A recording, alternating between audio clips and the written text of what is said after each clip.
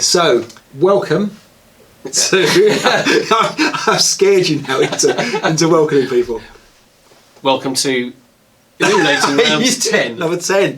Number 10, we did it, we got there. I got there, well done for doing that. Thank you. I've been practising. Yeah, the script, I read through the script a few times before we got here. I wasn't sure if something, I didn't think it was going to work, but we pulled it off there. We did well. Yeah, no, I think that was very good. Congratulations. It's okay. All right, so what are we going to do today? Well, we've got lots of things to talk about. The first thing I want to talk about, I think, is our Patreons. That's true. And we got something. Two new ones? Two new ones, yes, exactly. And they are Preston and Zeke. Yes, so thank you very much, Preston and Zeke. And thanks for everyone else for continuing to support us. Yes. We really appreciate that. So Chris hasn't got in touch to pick up his pack. So Chris, hurry up! You've got another week before. So it's not posted yet. It hasn't posted because he's got it because we haven't got an address for him. But if Chris gets in touch, we'll get that straight out. Exactly that. Yeah. So we'll do that, and I'm sure he'll be. I'm sure he's just. I'm sure he'll be delighted. He will. Yeah. This is a little bit like if you've won the sort of the lottery or something like that, and you don't know. Oh, he's probably ticked the no publicity box. That's probably what happens. That's what it is. They say don't meet your heroes, and maybe he's nervous about giving us his address. I don't know, but we'll ring it out of him at some point. So that's that. Yeah. We still got to think about. We're ticking up. We'll do something on 20 patrons as well when we get something there. Yes, exactly. So Preston there. will be on those lists. They are when the time comes when we get to 20. Yep. Exactly that. Right. So we're 20 patrons. We're going to do a giveaway, and we are about a third of the way to our big challenge of getting a live game out on Twitch or something like that. We'll do a live game. So, is there a target for that, or is there is? And that's so one of them is on the number of patrons we get, which is 20. The other one is on a particular number that we've got to reach. It's quite a long way away, but once we get to a certain number of dollars, we're gonna. And you can see the bar chart kind of. Right. Okay. Yes. When we get there, then we're going to do a live game. So super. You can't rely on your script then. Live game, that could be exciting. Well, for some people, not for the 6 seconds of lady watching that we've had.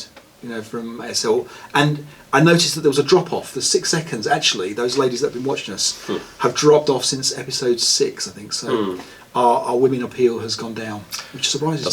That's also amazing. Yeah. That's amazing. You How can people resist this? Yeah, the court orders do. Yes.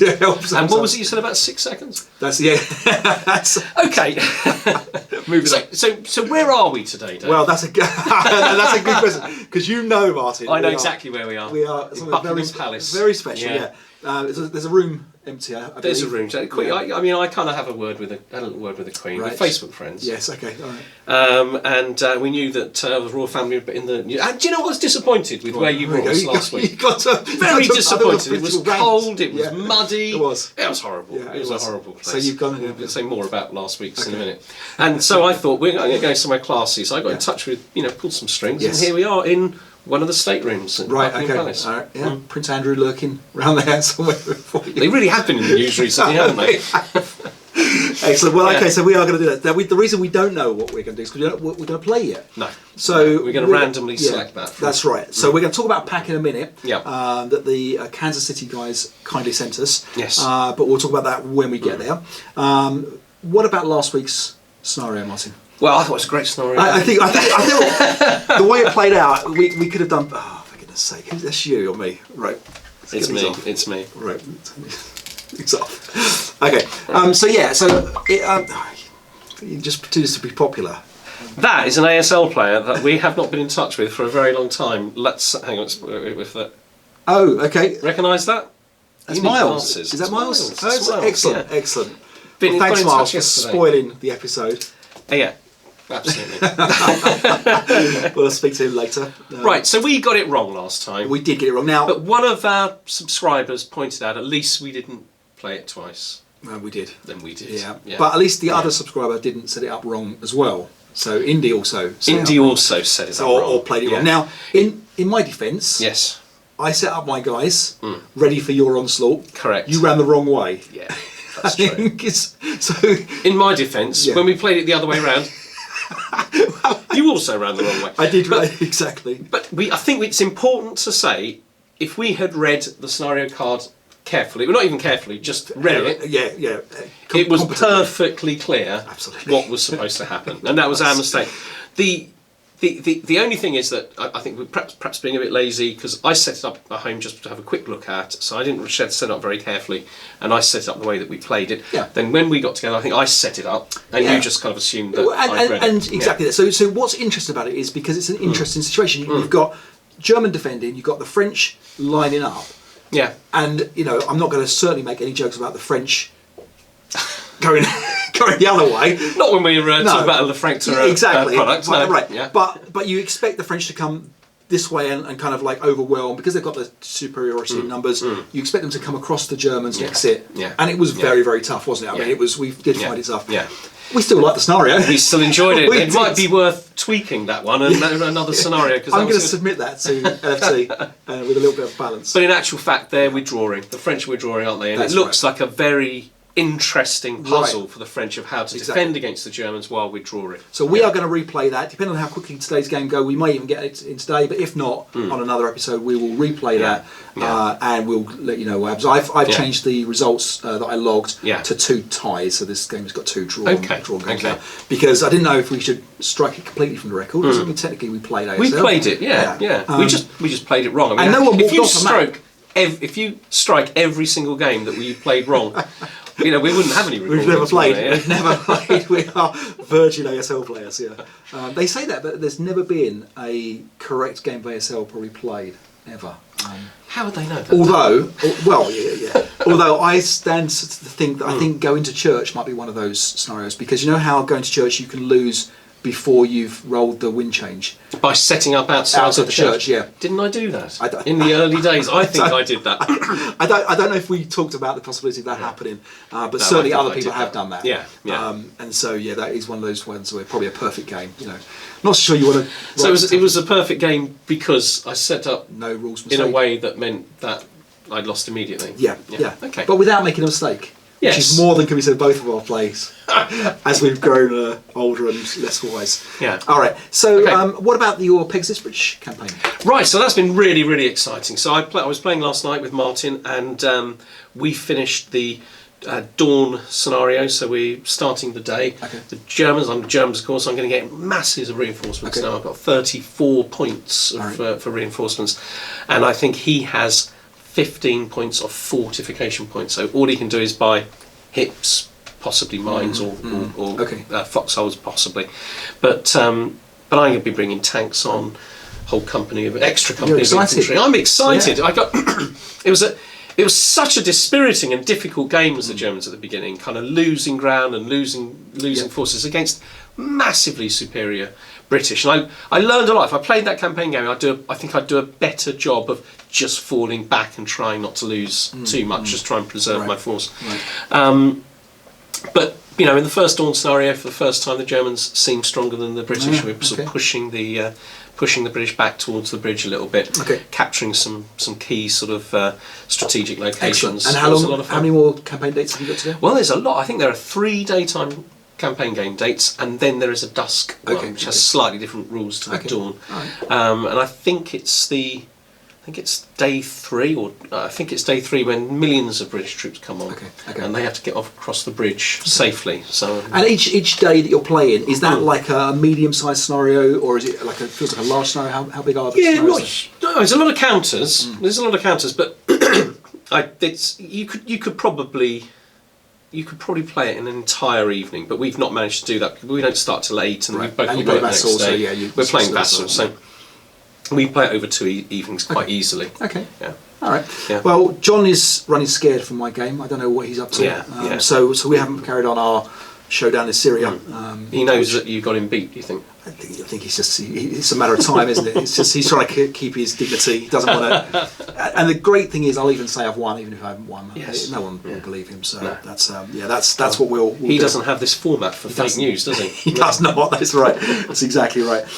Okay, so we're going to talk about top 5, and we had to pick 5 out of the many. We picked top 5 scenario packs by rating. So this is by ratings as of the scenarios rated in the scenario archive. So this is not our opinions at all, is it? No, this is kind of hard facts. in so much as what people have said. Yeah.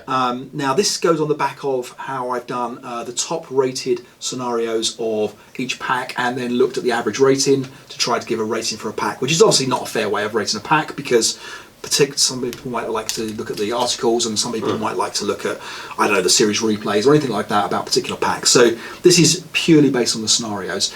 And the other thing about it is if, for example, one scenario has only been played once and been rated really highly, it skews the average of the pack. Okay, so there's that.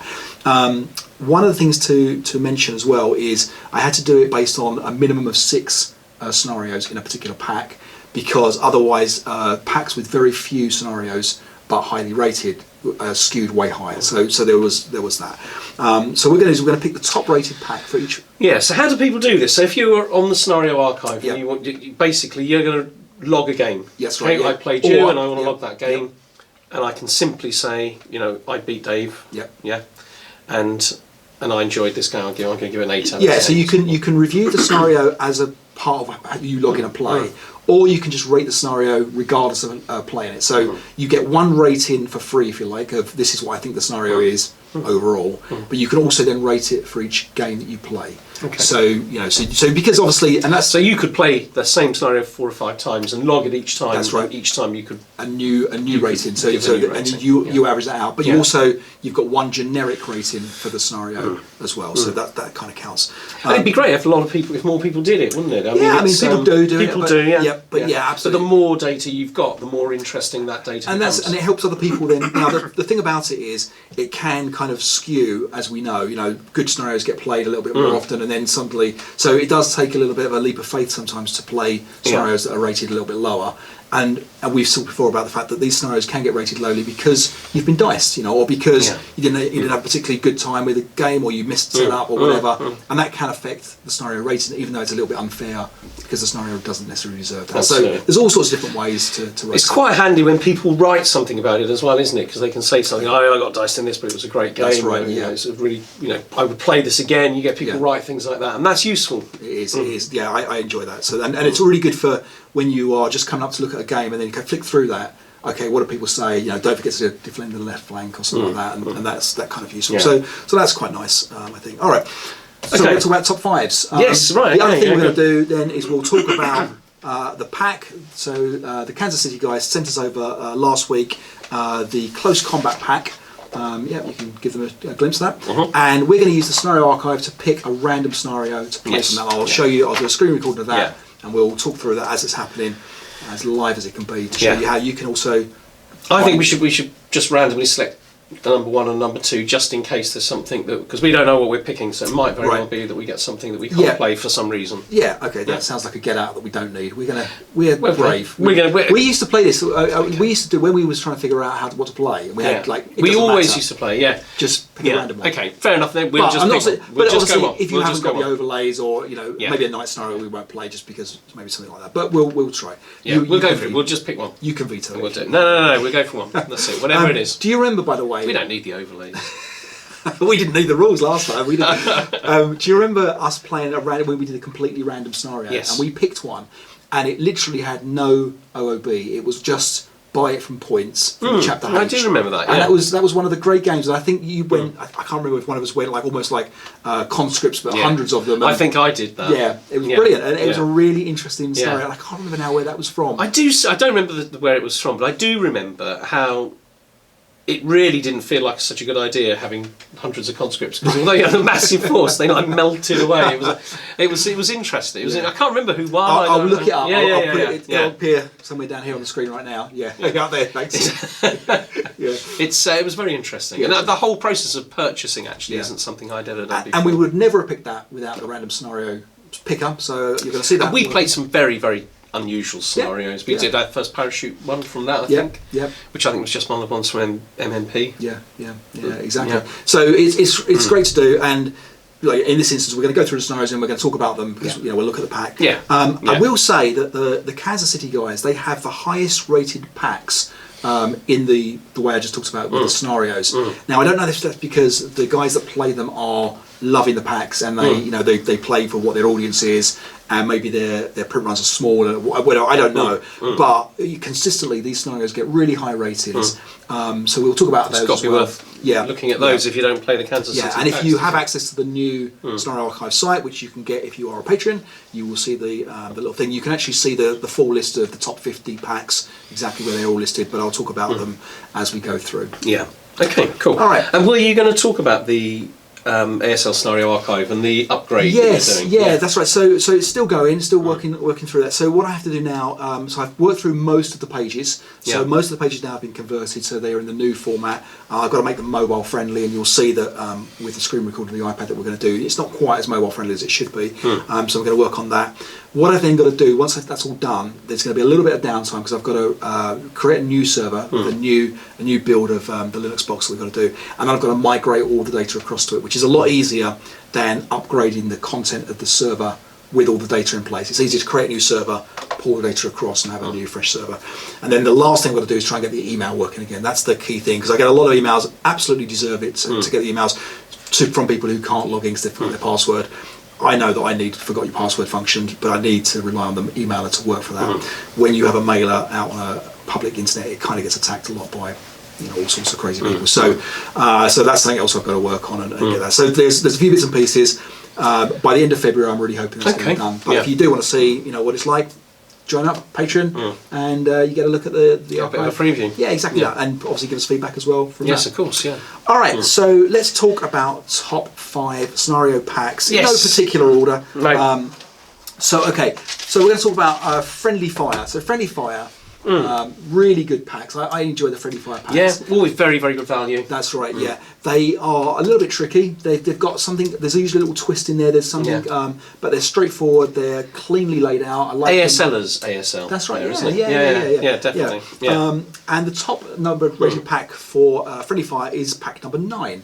So I've played a scenario from it. I don't think you've played one. Well, I don't remember playing one. From this Sledgehammers is what I played. A lovely guy called Nick Ransom who lives locally. Yeah, he's a really, really nice guy. He's one of the gentlemen of ASLs that we enjoy playing. Absolutely.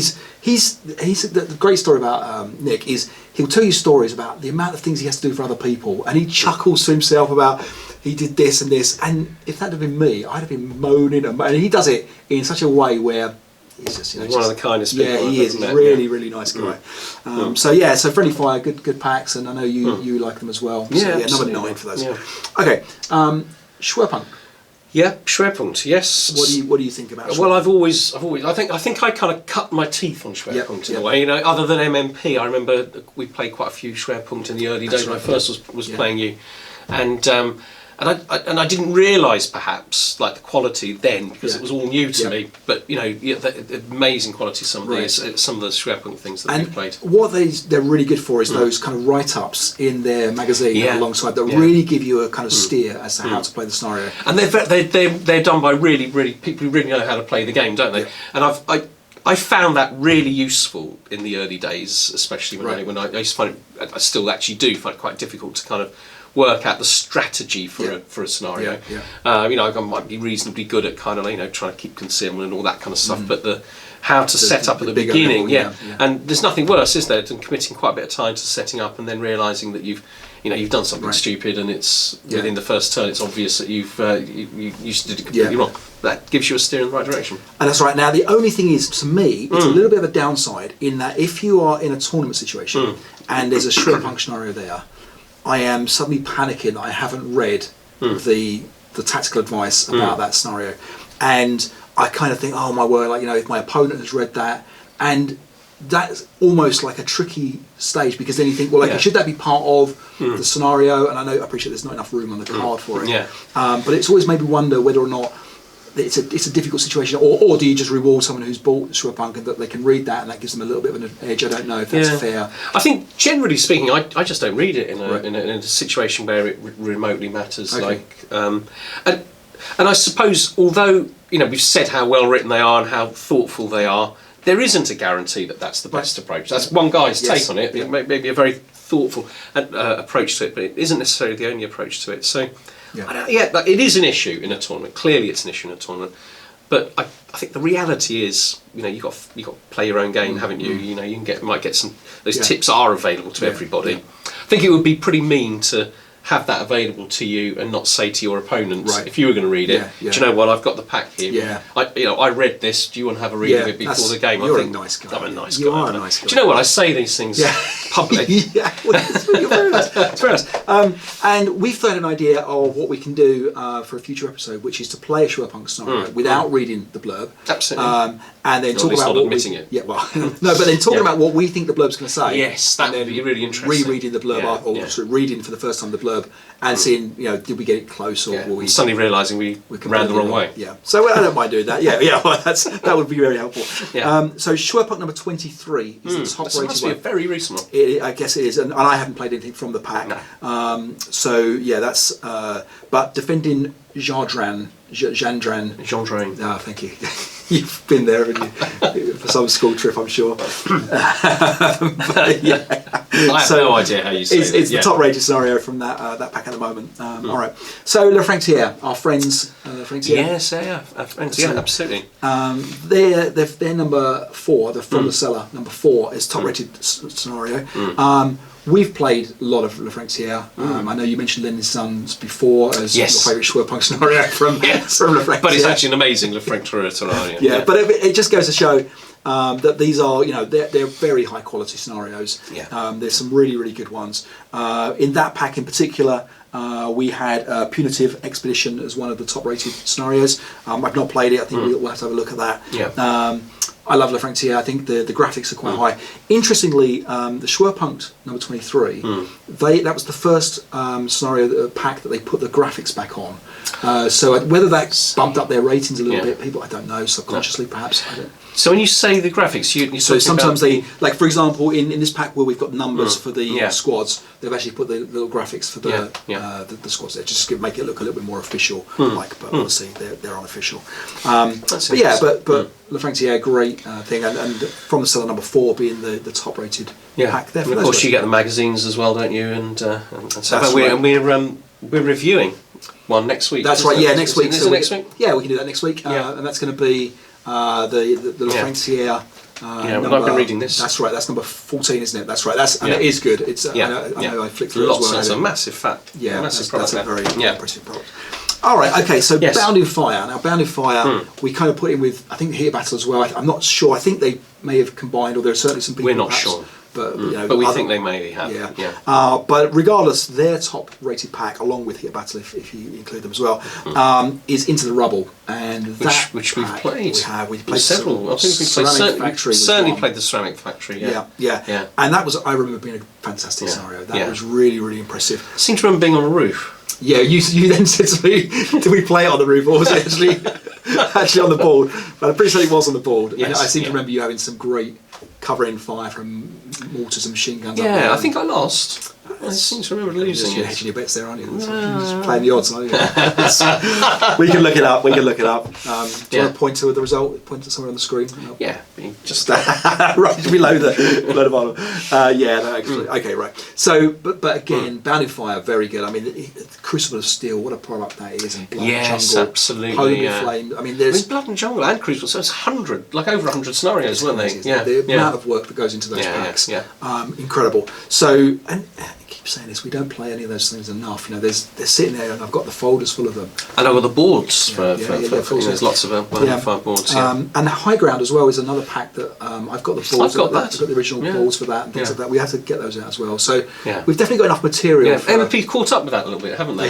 They brought out a whole series of Hilltop type That's right, boards. yes. But at the time that was a really impressive, because that's the double, they butt up together. That's right, really good. So, okay, and finally, for this one, we'll talk about the Kansas City guys. Yes. Now, their most popular pack, Partisans.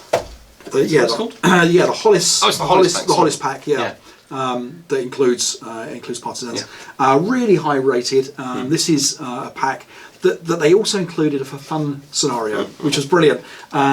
They put themselves into a scenario, I think. And this was. Go on. Can we show the map? Yeah, you can show the map. Yeah. So this is where they put themselves, I think, against some Germans attacking them and they've got to kind of squeeze. So I'm looking at the wrong scenario. I'm thinking. I'm sure they weren't these guys. This is the map. Right. Okay. Yeah. So this isn't going to show well. Okay. Because of the green and the green. Yeah. So I'll put it somewhere else. But yeah, they've done a nice. The green curtains at Buckingham Palace. Yeah, that's exactly right. Routing them out is the scenario, and I believe that this map, which you can't see very well, is a map of their playing, the area around the place where they play. That's right. With included here, we've got the gaming room. Yeah, the gaming room as well. And they're being routed out by the SS. Yeah, German SS. As you do, play an ASL. So that's a fun. But that was a free, almost one. like a freebie as course, part of the pack. Yeah. Don't expect that to be part of the. But there's a whole range. Well, it's about I think it's nice. Eight or nine scenarios here. And top rated ones. So we're going to play this at some point. We're going to play one of these packs as well, just because they've got it so highly rated. But interestingly, I don't know whether these are getting really highly rated because they're all, I think these are maybe given as part of a tournament, and whether people enjoy the tournament and the social setting, and in theory maybe their friends and their colleagues have been developing scenarios, and so it'd be great to get some proper feedback as well. We're going to play something from the Close Combat pack, to take a look at that, but it really must stress how highly rated the Kansas City stuff really is. It's very highly rated. Now they're a little bit smaller, aren't they? A little bit. They're very small scenarios. Infantry-based scenarios generally. So they are not. They're not the types of scenarios that you're going to get a lot of tanks and a lot of anti-tank guns. And there's very little vehicles actually in this particular pack, but it's close combat, isn't it? Which suggests infantry rather than. And to be fair, the Hollis pack as well is quite infantry heavy. These are. Bordering on small to medium, rather than a range of scenarios. There's nothing really here that's not quite playable in a very playable in an evening. I think that's the easiest thing to say, isn't it? Exactly right. So should we talk about the ASL March Madness Close Combat pack? Absolutely. So they were kind enough to send this over to us. So let's take a look and see. Flick through scenarios. And then we'll pick a scenario. We're going to pick a scenario. Yeah. I love the front cover actually. It's a nice little picture there. I wonder if that presumably has been taken in modern times. Right. Is that historic or is that a historic picture? Are they reenactors? It could be a recoloured. It could be a recoloured one. That's true. It could. Okay. Yeah, it looks nice. Looks nice. Right. Okay, so the first one on here looks like a very sort of meat and potatoes kind of scenario here, doesn't it?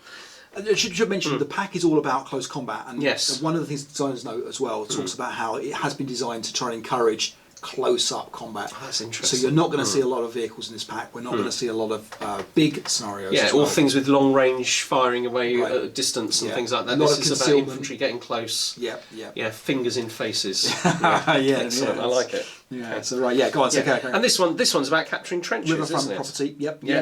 It's just frozen river, I think. That's right. Ground snow in winter in Russia, 1942. Yep. And I think the Germans have ammunition shortage. Yes. And there's a tank and an armoured car floating around as well. And it is all about controlling. The Germans win it game by controlling trenches. So it is about getting close to them, getting into the trenches, right. killing them. The other interesting special rule here was that the Germans during the German movement phase, a German leader can temporarily become fanatic if they're in a location with an unbroken. So a unit can become fanatic if they're in with the 9-2 as well. So you get this kind of fanatic push through to try and jump into. And of course, hand to hand. Of course, got hand to hand here. I think only for the Russians, I believe. But, nonetheless, looks bloody. Yes. And interesting. Yeah, absolutely. Yeah. So the second one is so it's on some interesting boards, isn't it? So this is Muranowska, which I think is a district of Poland, Warsaw. I beg your pardon. Okay. And so this is Jewish fighters in the Warsaw Ghetto, I presume. And this needs the boards from the Into the Rubble 2 pack, doesn't it? Yeah, so Into the Rubble 2, And that's 7B and 7A. They go together, double wide. They're normal geo boards, but they fit together in a way that's unique. A little postage stamp in the middle of those two. Yes, it's not on the whole board. It's just on a portion, isn't it? In the centre. Yeah. And so we got sewers in here. We quite enjoyed playing with sewers. You did. Yeah. So 18 concealment counters for the partisans. Just 6 units. Yeah. The Germans are rooting them out as a They're kind of So they've got to control a building, haven't they? So there's presumably a big building on there. Right. The partisans are immune to upper level encirclement and things like that, just to make the whole thing. Right. 5 turns. It's going to be again close up and just crack on there with the close combat and these are going to be very quick plan, aren't they? I think They're very, very quick plan. Yeah. I mean, these wouldn't take a whole evening, would they? Right. Exactly. So a lump holds the line. I don't know who lump is. So this is MM54. So this is Soviets versus the Germans. Board 1A, the MMP, the first double wide one. Double wide board. Yep.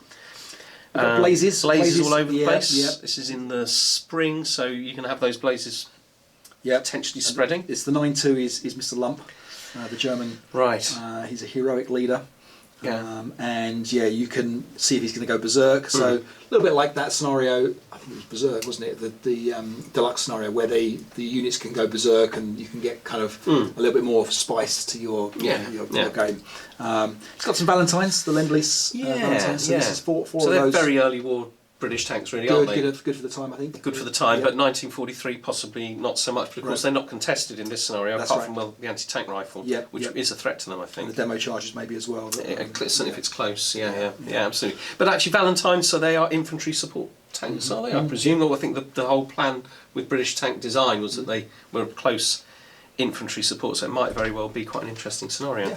Okay, 5 turns again, 9 squads, actually 13 squads against about 9 for the Germans. Again, quite modest, really. Yeah. Okay, all right. Okay. Next one we have is Johnny 1. So this one has a shore. So there's a shore fire control party, represented by a normal crew. Yeah.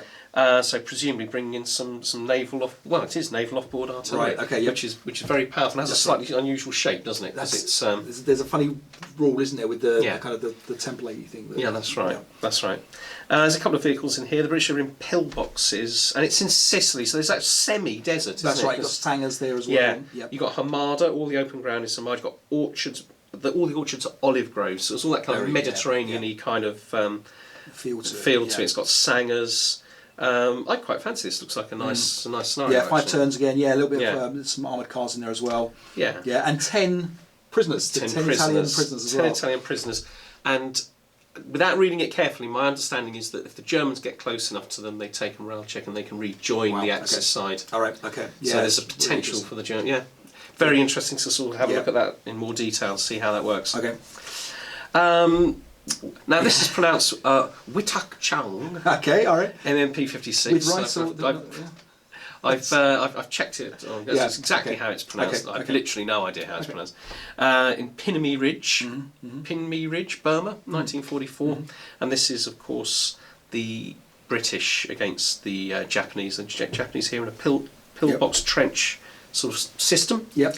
On the double wide board as well, 6A. Which is on 6A, double wide board. That's right. PTO. And go on. Yeah, I was going to say there can be a possibility of hand-to-hand combat as well. Yes. You've got the hip units and fortifications as well for the Japanese. Yes. So this is, it's ripe for hand-to-hand. These are Chindits. Okay.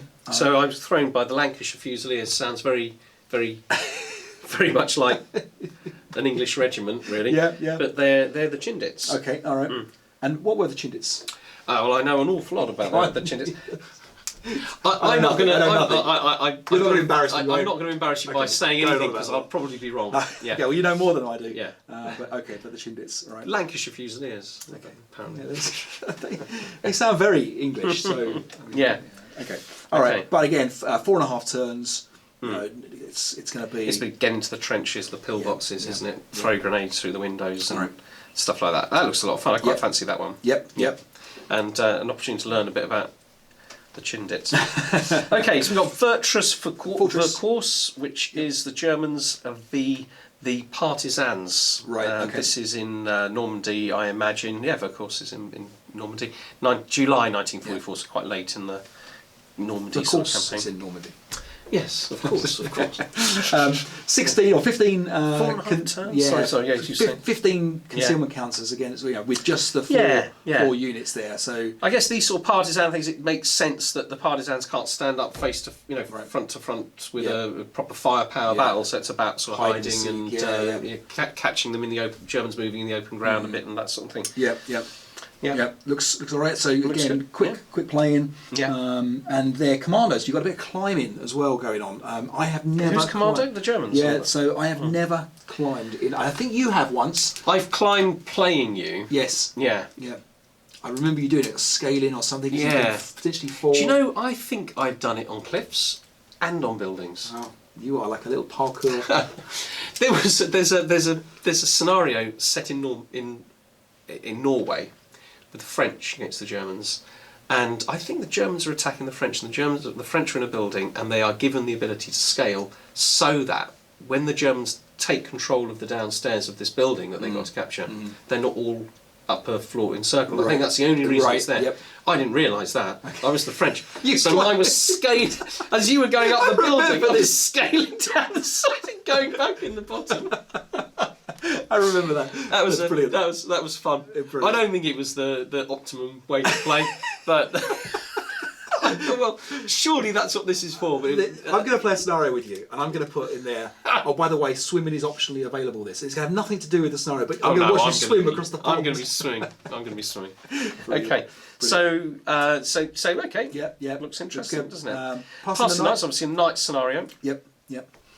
And this is the Americans against the Japanese. Yep. I'm not quite Foxholes floating around. Yeah. And trip flares. Yeah. Japanese have trip flares. Yeah. So pretty. I've not played with trip flares before. I don't know if I've only once nearly played with them. Okay. But today my opponents didn't didn't contact trigger for it. Vassal. Okay. Yeah. All right. Yeah. And then there's the one for grown-ups. This next scenario is for yeah. I think this looks really cool. Wildcat Bowl. So this is a big cave complex, Yep. and therefore comes with this, so Yep. that you can mark your cave on. You're allowed to photocopy this. Yep. I always found caves really, really difficult, but I played with Ben in Bournemouth, Blackpool about a year ago or so ago. He really enjoys the rules. He's got them, down pretty good, and we had a really, really good game. Well, we played it, did, but I was confused when That was I was the Blood playing and Iron pack, wasn't it? That's right, yeah. Yeah. And that was fine. That was good. But when I played Ben, I started to understand the rules for the first time, I think.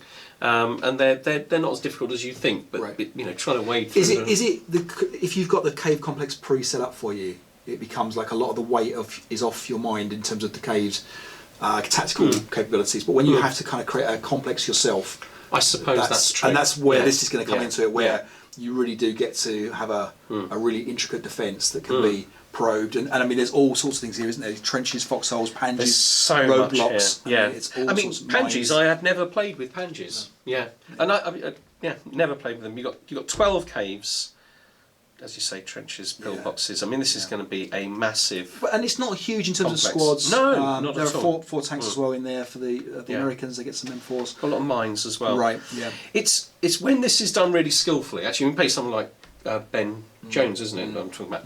Pay someone quite skillful like Ben Jones. He'll set and he'll enjoy setting up something like this that will trip you up at every stage. And just as you think, do you know what I'm going to do? I can get around the flank of this, and I can do this. He knew you were going to do that, and that's where the mines are, and the OBA, and the earthquake or whatever. Yeah. So it's fascinating getting beaten by someone like that. It is absolutely. I'm going to say that. Let's assume this one's not going to come up. I think that's right. Because if this one comes up number one, we'll perhaps take number two. I think and so. the same with the night scenario as well. So we'll try and avoid those. Okay. Right. All right. So what we're going to do is we're going to now pick a random scenario from the pack. We're going to do that on the recorded version. So down here, I'm going to show the video going on. Yeah. So this is the advanced search on the new archive. Yep. So I have to scroll down because I haven't got a letter M on my finger. So these in alphabetical order, yeah? These are in alphabetical order. So you went all the way down. Okay. I didn't go down quite as low as I might have done. No. All right, so we're in the close combat pack. Yeah. And what I'll do is sort by random. Okay. And so what that does is just give us a random list in that pack. And we're going to do the first one from it. So here we go, search.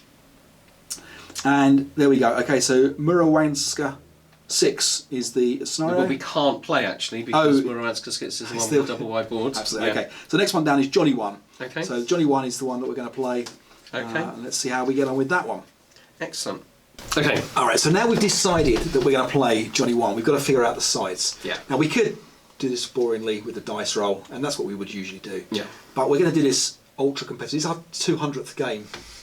So it's kind of. So, yeah, absolutely. So, 201st, depending on, how we want to do this. But what we could do is we could say, okay, well, we've both read the scenario card. We've both picked a side that we would like to play. Yeah. If we get the sides, if we swap the sides over, then if you pick the German, I pick the British, or vice versa, then that's fine. That's what we play. If we both pick the same side, then we're going to offer the balance. Yeah. If neither one takes the balance, then to play the other side. Yeah. If neither one takes the balance, then we roll a dice. And then that person, the favoured side, gets the balance. So the other person gets the balance. Right. So, Got you. Yeah. Okay. So I'm going to. Do you want me to write it down? You write it down. Yep. Okay. I'll say my team. So I won't look at your handwriting. Okay. Well, I won't figure out the thing. Okay. Okay. I am going to play the British.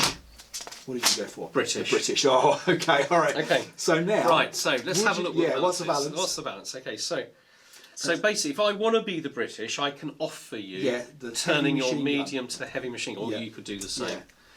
So, are you any interest? I'm not really going to offer you that. You're not going to. Are you going to offer me that? No, I'm not going to offer you that. So we got to roll a dice. So right now, okay. So we could have done. The loser automatically gets the balance. Okay. All right. Fair enough. So that's the official system, is it? I think so. Something like that. Something like that. Okay. Right. So. Okay. So we're rolling now. One dice each. And the lowest one gets the British, and the highest one gets the Germans with the balance. Yeah. Okay. All right. Okay. 3. Middle of the road. 5. So I get the British, but you get the Germans with a heavy machine gun. All right, I'll take that. All right. Okay. Seems like a good way to get an upgrade. All right. So you're gonna do a setup. Yeah. And we're gonna move on to the game now. Absolutely. Good stuff. Okay, so this is my setup for Johnny One as the British. Obviously, setting up on this hill, I've decided to set up quite sort of back really, and hope to get a few shots as the Germans are approaching. But then I've got the kind of the bastion, if you like, for the end game.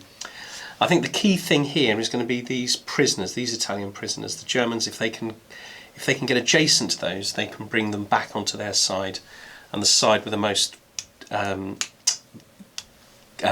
points from sort of level 2 or level 1. On level 1, level 2, those points will win. And these, at the moment, count, because they're under control of the British, they count as British. I can leave them, they don't run away, but then they won't count towards the British total. Obviously, if the Germans are able to get them back onto their side, then they're going to count for CVP for the Germans. A lot of my forces in sangers or in the pillboxes. I've got these guys here because I suspect some of these fellas at the front are going to break at some point. So I've got sort of like a backup. There's also British squads in control of the prisoners. Each squad is controlling 5, and that way I can move them, and I can move them whenever the Germans seem to be breaking through. They can run around the other way. So it's going to be interesting to see how this works out. Okay, so here's my setup for Johnny 1. It's a pretty straightforward scenario. We don't have a lot of time, so the plan is really to get across the open ground as quick as we can and make contact with the British. The mortar is sitting back here in V8, and the squad man in a heavy machine gun and a medium machine gun is back in the foxholes in V7. They're just going to be putting some fire across for any British that are up on the hill, and ultimately we'll be just trying to cover the fire there. Important SSRs to notice is that the pond isn't a pond there, although we're using the overlay as the pond. It's actually a brush overlay. We haven't got that because we couldn't find the brush overlay today. The other thing is that the open ground, all open ground hexes are Hamanda, so we've got a little bit of difficulty with the armoured cars, which are going to spend a lot of movement points and potentially may have some problems, mechanical problems, if they start to change vehicle covered arc in the hexes. Other than that, we've put the leaders at the bottom of the stacks to start with. I know there's a little bit of debate on the forums at the moment about where leaders should sit on a stack. This is predominantly for sniper safety. So at the start of the game, we don't show our opponent where our best leaders are. But once the game gets going, we'll put the leaders back on the top so that it's easier for us to play nice and quickly. Okay, let's see what happens.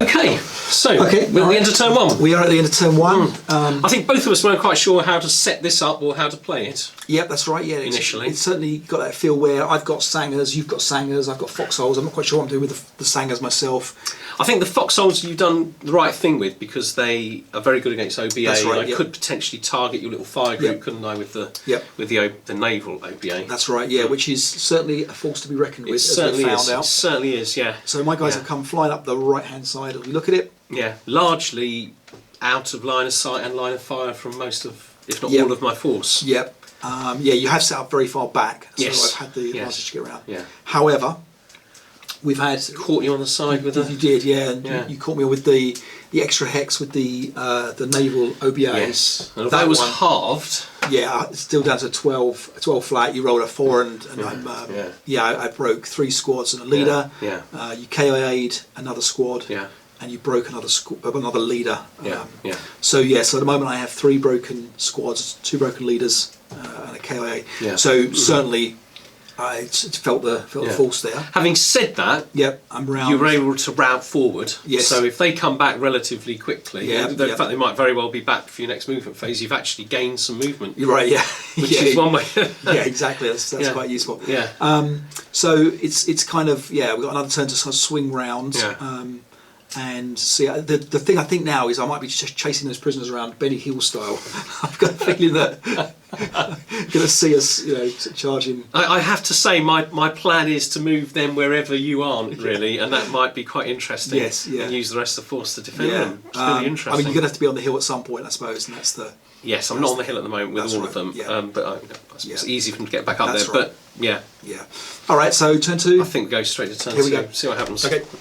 So level 2, turn 2. We've just been turn 2. Yeah, we we finished turn 2. So what's been going on? You got a little bit unlucky with your OBA. Yeah, I was a little bit against as well. I couldn't see the base level of the hex. You tried to correct it to an area where I had quite a lot of broken units and some good order units. I thought it would be nice there, and I worked out where it would. It was only going to move 1 hex in any direction. It was going to do some damage or a lot of damage depending what happened. But that's right. So that was a mistake on my part. And then in my turn, so I cancelled the OBA. I get the option to cancel it. So in my turn, I went for another mission. Yep. And of course, it got a red card. So at the moment, no OBA on the board. You've lost your smoke though, so that smoke's going to disappear in the beginning of your prep fire phase. That's right, and my mortar broke, repaired. Now my heavy machine guns broke. Yes. So got a bit of repairing, but all my guys rallied back again. Mm-hmm. You've just broken a couple of guys right at the end there. Yeah. But your line started to break. Mine is starting to break. Yeah, you've got a lot of. You've got mine that helps the heavy machine guns out if it stays out for a little while. But you broke 2 or 3 hexes. Really, I've lost. And it's not worth because of the way I've set up. It's not really worth routing them. I think they're. And what we've got now is that we've just realised, so it's all about these Italian prisoners. The Germans are trying to recapture these Italian prisoners. And basically we've noticed that it's any German unit that could be adjacent. Yeah, it might be very difficult for me to stop the vehicles going through. And as soon as those morale check takes place, they're either removed, so you lose the guys, or they'll revert to my control. It's going to be quite difficult now if those vehicles get around the back of you. Absolutely. You broke a machine gun as well in your pillbox. You got a bit unlucky with the shot there. Yeah, I had a minus 1 leader broke 2 squads, I think. Yeah. Having said that, of course, the Hamada goes against you now. Yes. You've got vehicles with wheeled vehicles. That's right. Yep. They're gonna struggle, aren't they? They're going to be very, very slow. But you've got 3 turns. Yep. In order, and of course there's woods. I don't think the wheeled vehicles can get through the woods, so they're going to have to get onto the hill and go find a way around. Yeah, So we've also got like so many flames and no blazes in the grain. It's a fire waiting to happen, but we haven't managed to roll. It is really high enough for any blazes. Something's going to happen there. Yeah. Okay. All right. So turn 3. Turn 3. Okay. Right then. Okay. So that is the end of turn 3. Absolutely. and we are kind of starting to count up to figure out where we are on the victory points. Yeah. So we think the Italian prisoners are worth double, so they're worth 40 points in total. If the British control them. That's right. Yeah. And you've probably got, what, 4 or so squads on the hill as well, maybe 4 or 5, and a couple of leaders. Yeah.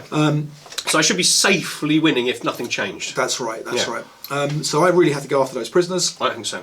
And I think if those prisoners even just vanished, you'd probably be winning because the vehicles are worth about 10 victory points, roughly. I calculated. So, 2, 3. Yeah. I think it is all about those prisoners. Yeah. Your OBA's you've had 3 red cards on the trot. 3 red cards on the trot now. The naval OBA, you put the cards back in again, so you just keep drawing those red cards. And that's made a game of it. I think if you were bringing OBA down on my very clumped forces, I'd be out of the game by now. I think perhaps the OBA seems very powerful in this. I mean, it's like instant death, isn't it? It's instant break anyway. Yeah, and I'm always going to end up clumping at some point because of the hill. Yeah, and you need the firepower Okay, so my mortar broke again, and it's gone now. It's gone. Yeah, finally. Yeah, and so that's that. Turn 4, we're going to push on. Yeah. See how we go. It just feels. I mean, you're kind of breaking through my front line of defence, but my second line is That's intact. right. Yeah, exactly. But there's little bits. I do think. I think I'm collapsing, but it's slow and it's a question of time, isn't it? This is another one of those scenarios where I'd love to play on a deluxe board right now because it's very cluttered. It's very cluttered in there with the sangers and the foxholes and everything is kind of getting in. But we are getting through it. And, we are indeed. So the fire has now taken hold in the grain field. I think it has no real impact now in the game.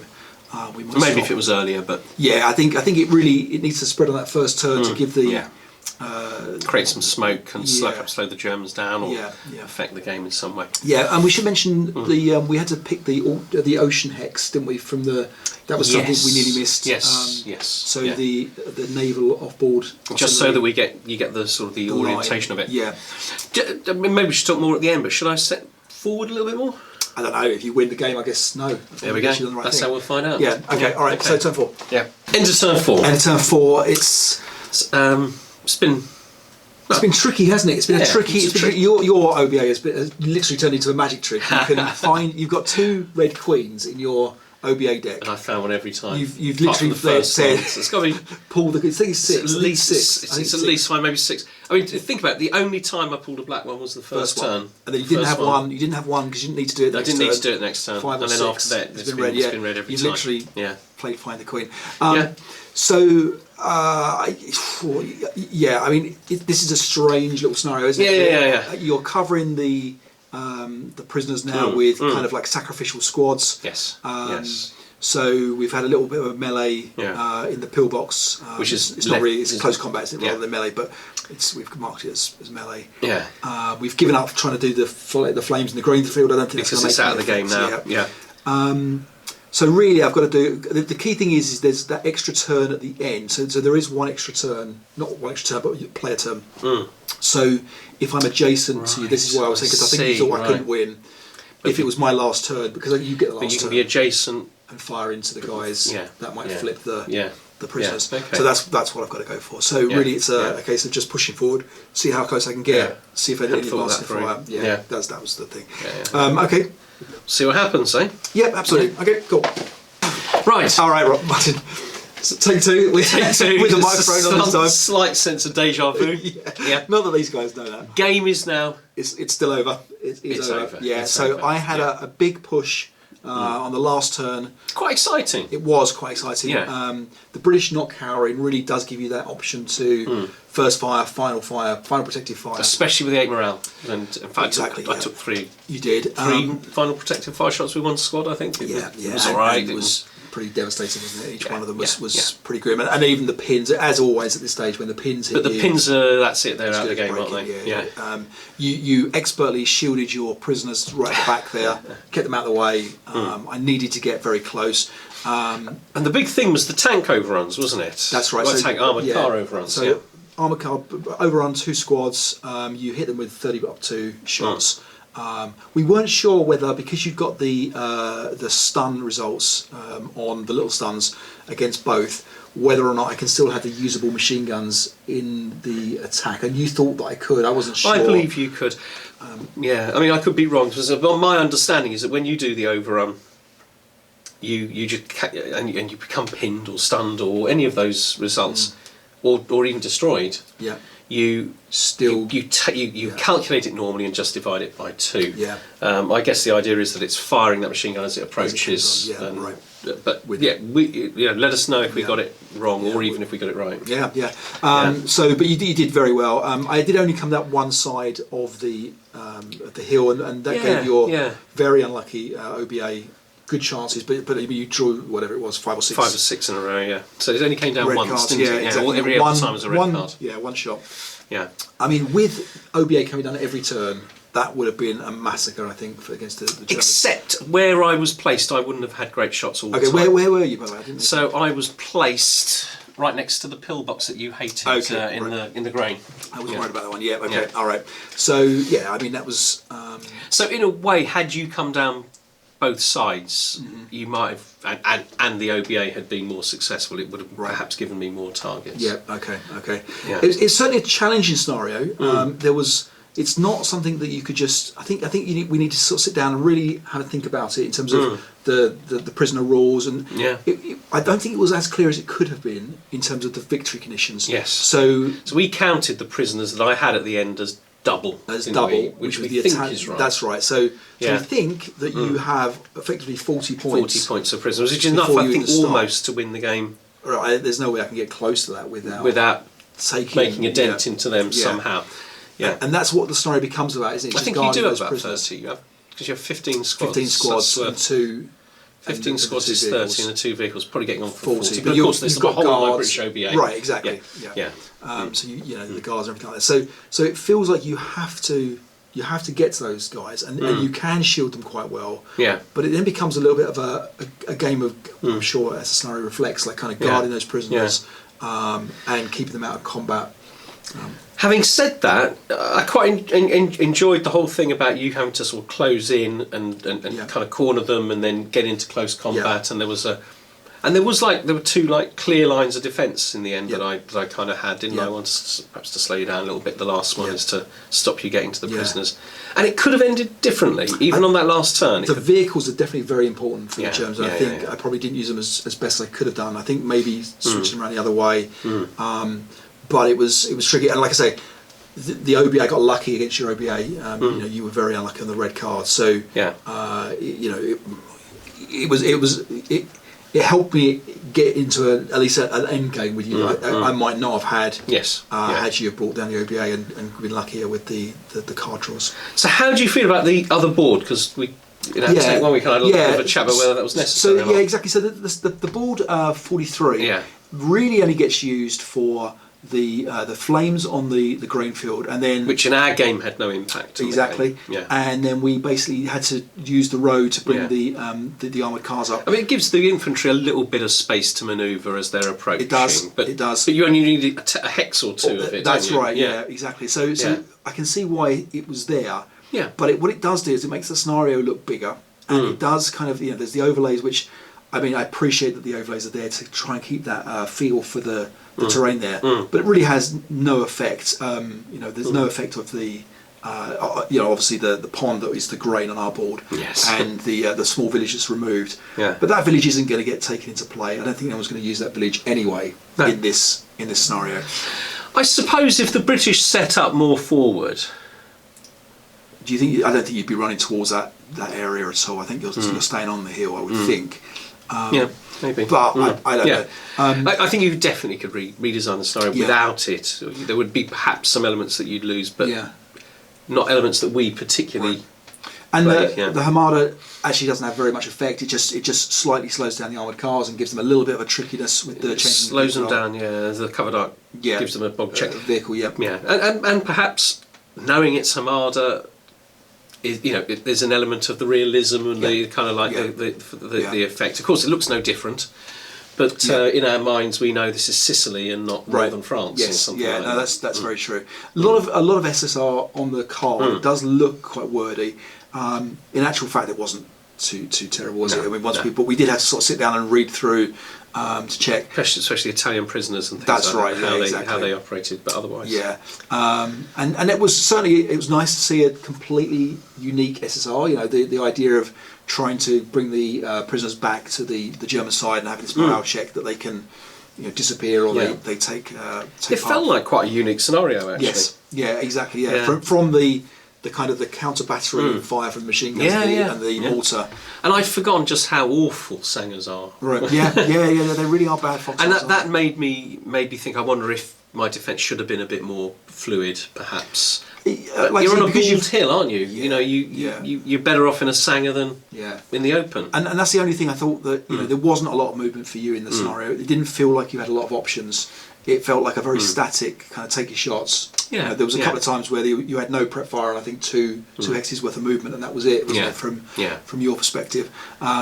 So from that perspective, wasn't as excited as some of the scenarios. However, from the point of view of it was a different type of scenario. I've not played one like this before. Definitely a unique challenge, and it was exciting in the end. It was exciting. In the end, it felt tricky. It felt tricky. I know. It did feel tricky, but I feel like I didn't have a proper plan from the start, and I think that needed to be perhaps a little better from my point of view. But brilliant. So next week then. Next week, So we're gonna take a look at the Frank Thier's number 14. We're going to look at the great article there in the air support, and very in detailed. honour of that we'll play an air support scenario. Yeah, an air support one. Maybe from the Frank either from the 14 or from the cellar number 9. Yeah, be one of those two. Because we know there was a couple of air support ones in there. Yeah. So we want to talk about the 200. And game and counting 201th game. The 201th game. Yeah, so it didn't happen tonight. It didn't. So we were going to play probably Crocodiles or maybe Desperate Bridgehead, and maybe we'll play Desperate Bridgehead when the pack comes out. Yes, that would make more sense when we can review the pack. Perhaps. Comes out. Yeah, I think Cold Crocodiles is a good one. We haven't played it for a very long time. I've played Desperate Bridgehead relatively recently. Yeah, but we're going to wait until we have a whole day, I think, because we don't want to. It's a good 8 hours, I think, and we don't want to be tired and got work the next day and rush it. I get grouchy. Take it out on me, and I say things I didn't say. All right, so that will come. Yeah, exactly. Yeah. Okay, so thanks very much for watching. Yeah, and thanks again, Martin. You too. We'll see you in a week's time. Yeah. Okay, see you then. Bye.